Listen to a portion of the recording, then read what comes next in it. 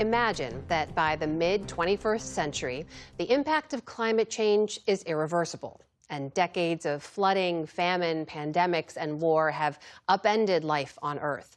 But rather than dwell on the catastrophe itself, the novel, What We Can Know, brings to life characters on either side of it, their loves, their betrayals, even crimes, with the future looking back at us.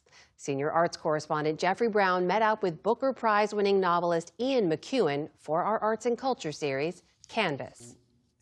I'm trying to get in the reader's mind the past and the future and the present into some kind of mix, kind of timeless sense that you could get your mind around all three together. To do that, British novelist Ian McEwan has imagined a future Britain, now a chain of islands after mass flooding, its population halved. But life, though diminished, goes on, and a literature professor is obsessed with a mystery: what happened to a famous poem written and then lost in our time. I've read quite a lot of science fiction over the years, and I wanted to write a science fiction with no science. Science fiction without the science? Without the science. Meaning what? Meaning, what's the history, what's the future of history, or the humanities, or the future of love, for example, or the daily life that I don't want people getting in and out of spaceships. This is the 19th novel by McEwan, one of his generation's most acclaimed writers. Amsterdam won the 1998 Booker Prize. Atonement, perhaps his best known, as well as Chesil Beach and The Children Act, have been made into films. Let me help with them. I'm all right, thanks. Take the flowers. I'm all right. Take the flowers. I'm all right. When we met in New York recently, he told me he'd wondered how a writer like himself, working in the realist tradition, could tackle a subject as big as climate change. That tradition we work in is about interpersonal relationships. It's very good on that. The beginnings of love, the end of love, right. The daily thinginess of the banality of the daily life. Climate change is a sort of colossal subject, existential, statistical, oceanography, glaciology. Is the realist novel up to it? Yeah. Can it do it?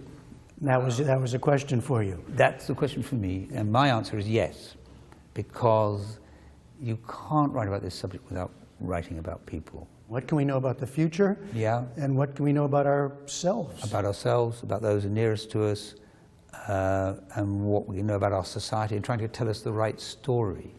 This is not a climate change novel, McEwan insists, but it's there as background, the impact and our denial, what's called by later generations the derangement. Another inspiration for McEwan, an actual poem by John Fuller, a contemporary English poet, a type of long sonnet sequence called a corona.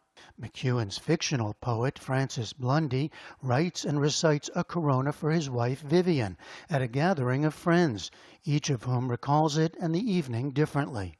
The poem itself is never seen or read again, but gains a kind of mythical renown through the decades to come. Now that's where you had me kind of laughing. Oh, really? Yeah, well, after all these disasters, yeah. Your main character is a literary scholar who's interested in a poem, yeah. Of all things. Well, I think poetry is our highest form of literary expression. It precedes the novel by 2,000 or 3,000 years at least. So, anyway, I couldn't have a guy read a novel at dinner, but more than that, yes. Things will survive. What survives and why? Why did that interest you? Well, you often hear people say history will be the judge. And my point here is history will be as fallible as the present in what it judges, because it's got its own worries and fantasies of the future and aspirations. In the novel, people 100 years from now look back at our lives with a mix of envy at the sheer vibrancy of global life compared to their own shrunken world, and bewilderment and anger at how it was allowed to be lost. The novel's author worries that as the impacts of climate change hit more and more, we are falling into what he calls a metaphysical gloom so profound we won't act before it's too late. This one thought, that my children or grandchildren won't have as good a life as me. Mm. And I hear it a lot in connection to climate change. And I think we stand on the edge of a portal, a gateway, If we pass through it, we will start to lose hope in any idea of human progress. And the future looks back to that moment before we pass through that gateway. Another advantage of looking back on us from a long angle. But you know, it occurred to me with your title, What We Can Know, isn't that the question for a novelist always? Always, yeah. In real life, we don't have access to minds. You know, we'd love it, of course. The realist novel does this completely unreal thing of stepping into 9 minds around this table, listening to the 10th person read. Mm-hmm. And there's a limit of what we can know. There's a trick that the novelist can perform, allow you this access. And my sense of that is, that's why the novel, such a frail form really, has not died. So the novel still has value. It has. I think it's essential. But then, of course, you know, I'm bound to say that. Okay, the book is What We Can Know, Ian McEwan. Thank you very much. My pleasure, Jeff.